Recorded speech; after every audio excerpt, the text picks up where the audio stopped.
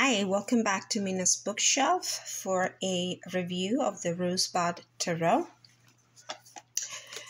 78 Cards and Guidebook by Harper and Stillwell, published by, this is Weiser Books, I believe.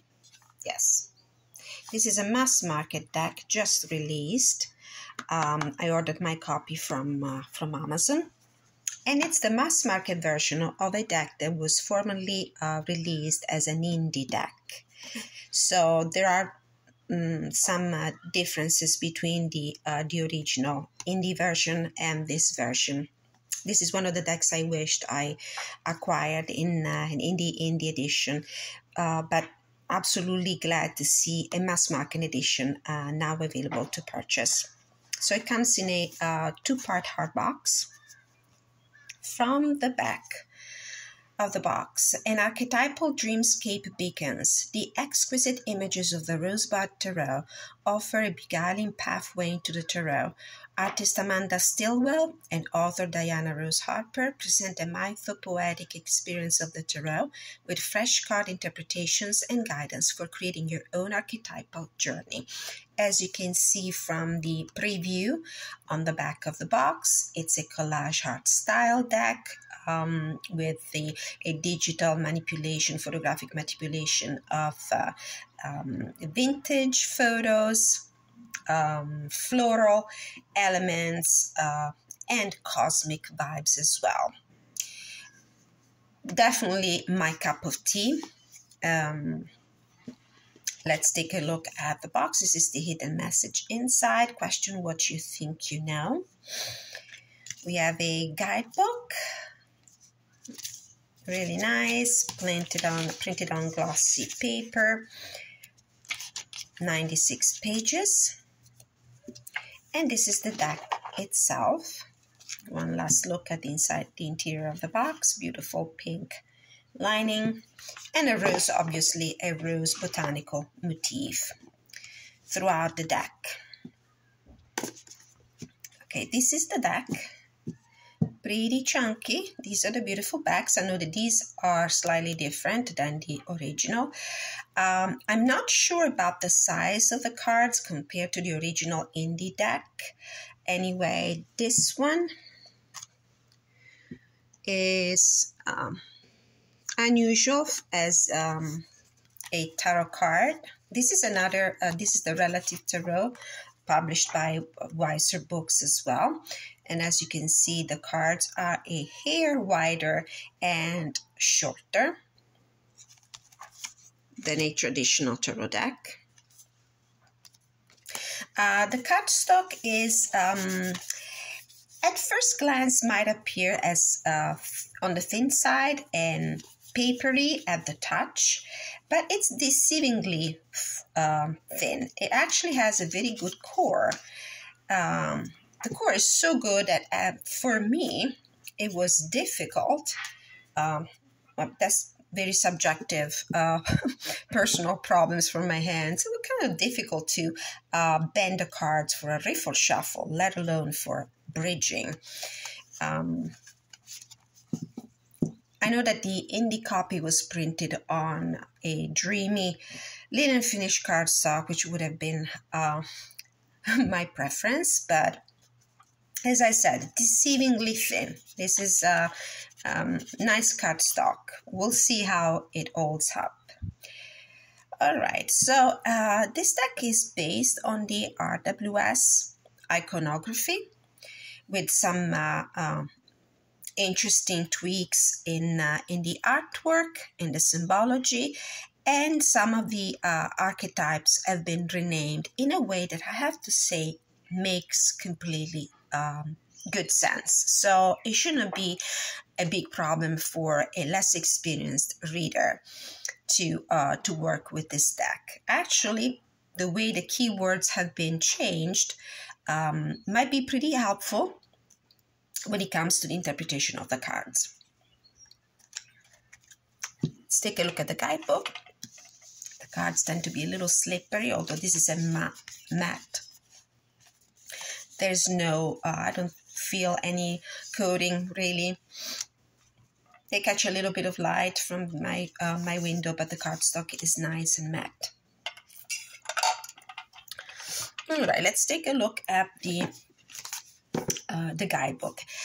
If you have followed my channel and watched my videos, my reviews, my collection videos, you know that this is a kind of artwork that really appeals to my aesthetics.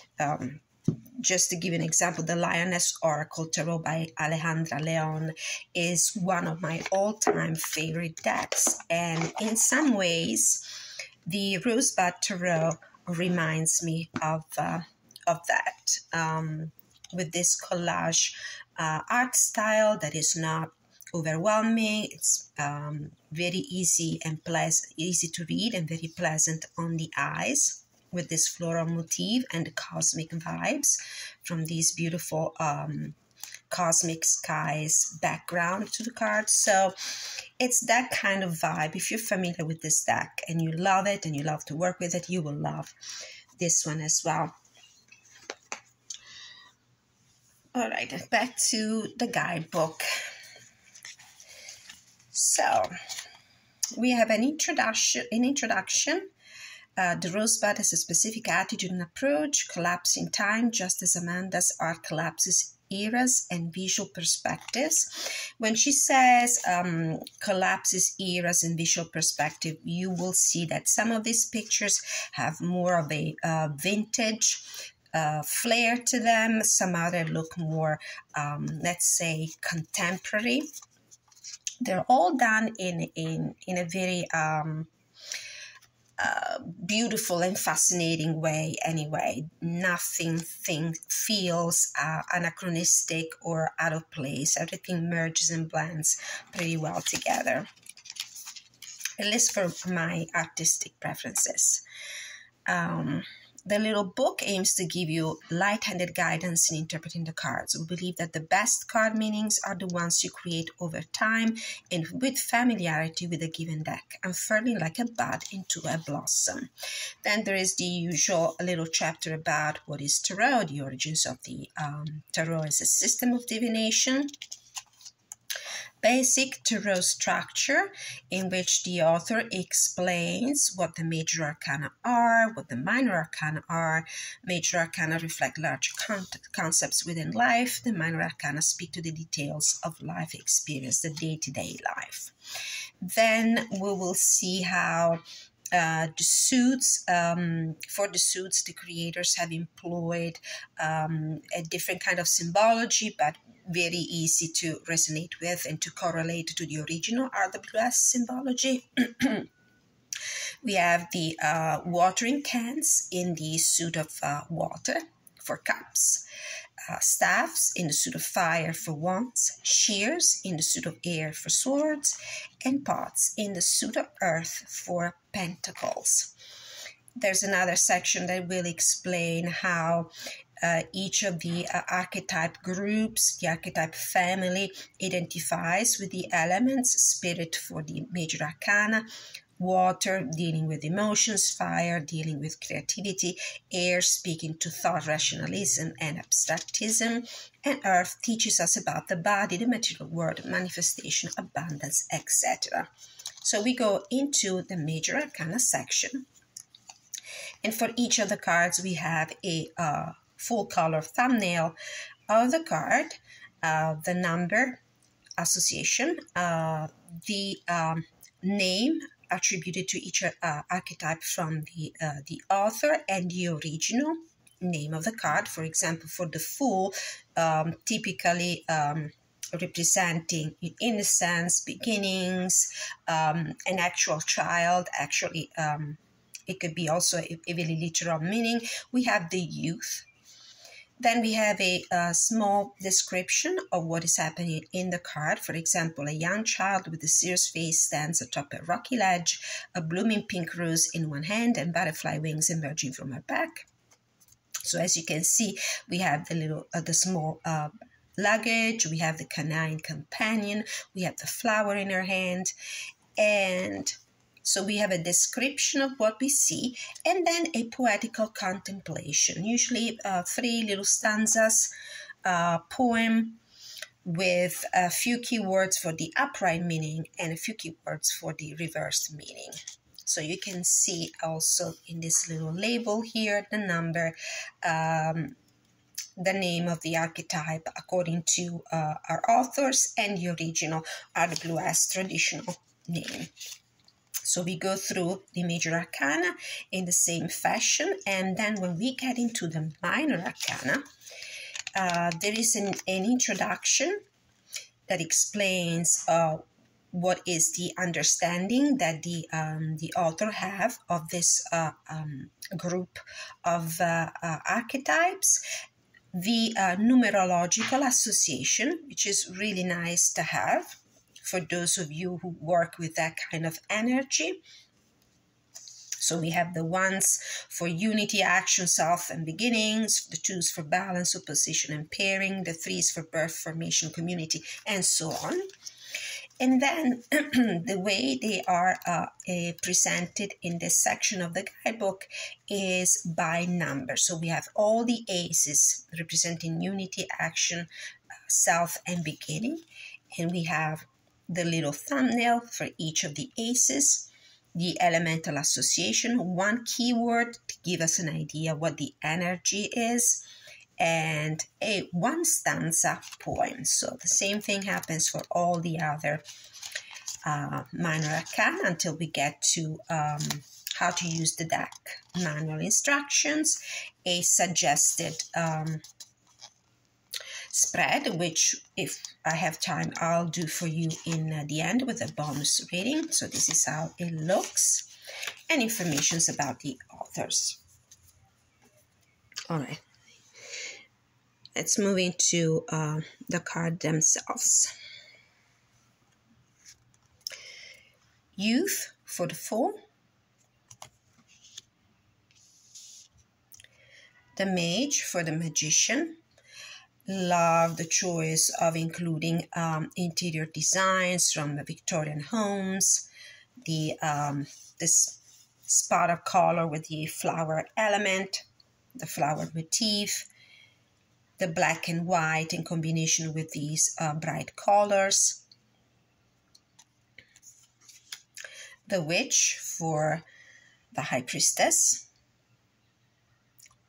Love the Victorian vintage photos. And these beautiful interiors, rather lashes. The Life Giver for the Empress. So as you can see, you can easily make a connection between this particular angle of interpretation and the way they rename the card and what you might be used to if you are a RWS kind of reader.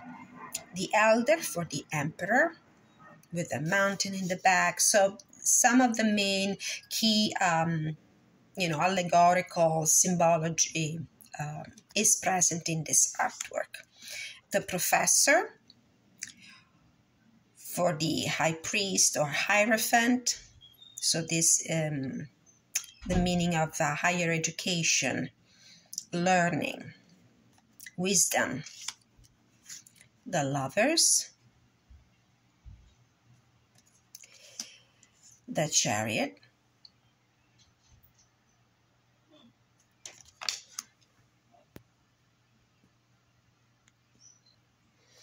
Now, this artwork is beautifully put together. I love the different motifs, the vintage look, the Victorian time period photography, the black and white associated with the spots of color. I love to see the cosmic vibes here in the background art. I do like this style. I go after this kind of decks commonly. I've tried also with the Voyager Tarot, but I thought that was too much for me, too overwhelming, too distracting. This kind of collage is not distracting at all. It's not overwhelming. It actually helps you focus on the elements, on the meanings, on the symbology pretty easily. My only observation, I wish the cards were a little bigger. The size of for example, of the Lioness Oracle Tarot would have been perfect. Or, for example, some of the tarot decks Hay House has been coming out with recently would have been like somewhere more in between a standard tarot deck and an oracle card. It would have been better, at least for very subjective personal opinion. For my poor eyes, it would have been much better. It would have been better to admire, to appreciate every single little detail in the cards. But as I said, this is just my problem. So Strength at 8, which is the way I prefer to see the Strength card, Strength at 8 and Justice at 11. The Seeker for the Hermit. Beautiful. The Wheel at 10. I love to see the dice here, these tickets here for the amusement park, this merry-go-round. Balance at 11 for Justice. Beautiful card, one of my favorite. To give you an idea of the collage art style decks that I prefer, certainly the Alejandra Leon Lioness Oracle Tarot, both her oracle decks, which could be a great companion, reading companion for the Rosebud Tarot. The Hang Up at 12 for the Hangman. Interesting interpretations here with the crocodiles. Death at 13, Endings and Beginnings, symbol of transformation here on top. Alchemy for the Temperance card. The Devil, interesting.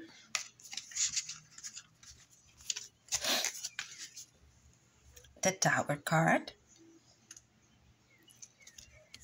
The Star, one of my favorite as well. Beautiful. The Moon. The Sun. Emergence for Judgment. The World. Beautiful. Love this card. Okay, so these were the major arcana. Going into Ace of Earth, the coins, traditionally pentacles, the Two of Earth, the Three of Earth, Four of Earth, Five of Earth. This is an interesting way to represent the lack mentality, poverty mentality, lack of self-esteem for the Five of Earth. Actually, let me give you an example of how the minor arcana can read in the guidebook. So the sixes, we're looking for the fives. Okay. Earth, perceived lack. If you cannot find what you seek, look differently. You'll find what you need. Six of Earth. Seven of Earth. Eight of Earth. Nine of Earth. 10 of Earth. Curiosity of Earth. Now, this is the page in a traditional deck, and I love the way it's been renamed because the pages are the seeds of a new endeavor, of a new emotional, of a new emotion. It's the first step moved towards a dream, a plan, an idea. And what moves us is the curiosity. That's the first spark, the first illumination, whatever animates our hearts, whatever opens our mind towards a new idea, a new project, a new job, a new financial endeavor, a new emotion. So I like the way they renamed this kind of core card. Now, for the Knights, we have velocity instead. This is the velocity of Earth. Quite different from the original archetype that suggests more, the idea of being static, of moving very slowly, if moving at all, for the Knight of Coins. So this is an interesting interpretation.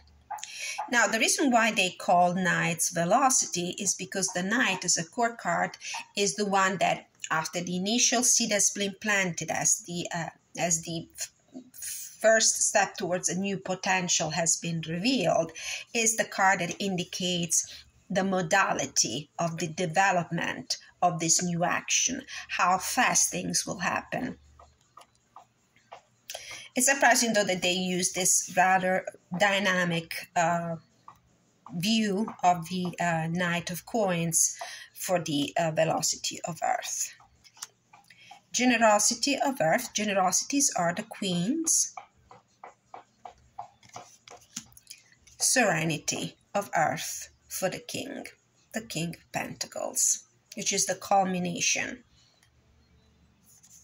of the suit. That was the suit of Earth, of Coins, whichever you want to call it. Then we are into the fire element, the Wands, Ace of Fire,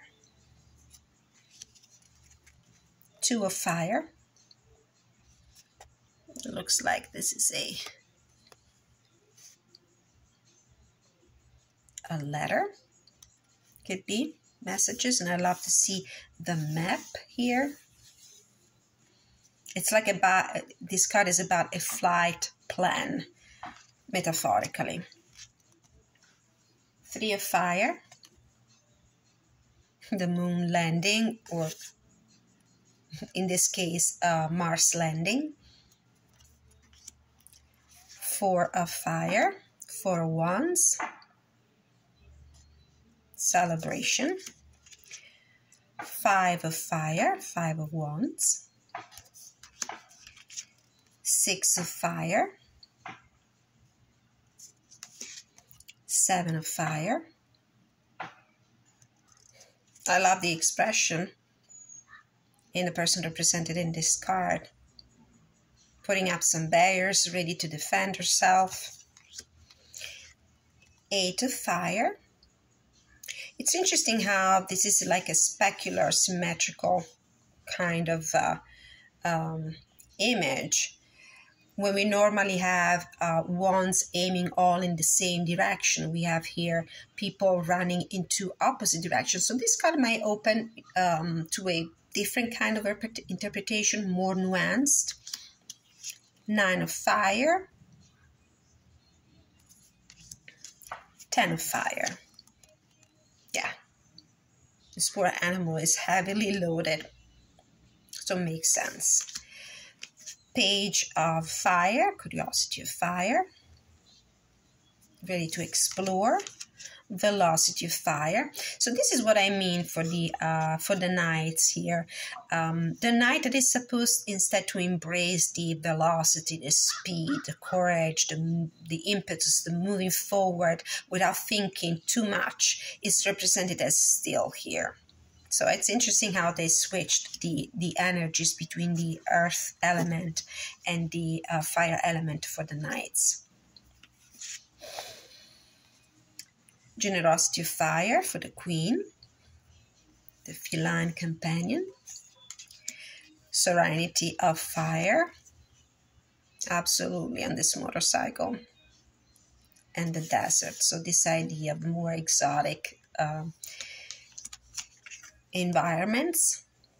Ace of Water, so we are in the element of water with the cups here replaced by the watering cans. And I love the fact that they use the watering cans, because especially if we're doing a love reading, love and relationship reading, I love the fact that they included this idea of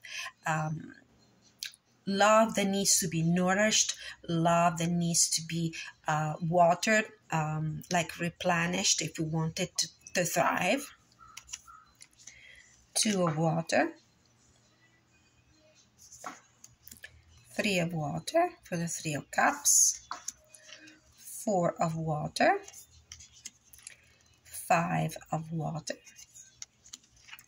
6 of water, 7 of water, 8 of water, 9 of water, 10 of water, Page of water, curiosity of water, velocity of water, the Knight, generosity of water, she's fully immersed into the ocean, our Queen, and serenity of water for the King, for the culmination of the suit. And then we are in the suit of swords, the element of air with the shears. This is the Ace of air.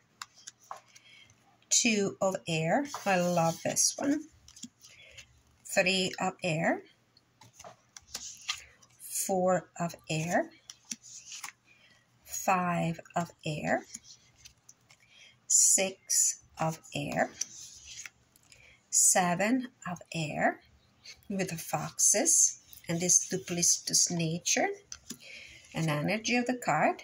8 of air. We used to play this game when we were kids, and I mean a long time ago.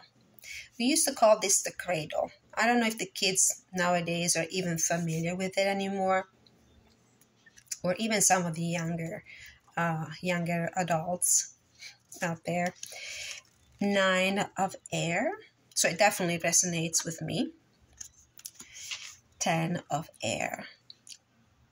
Right.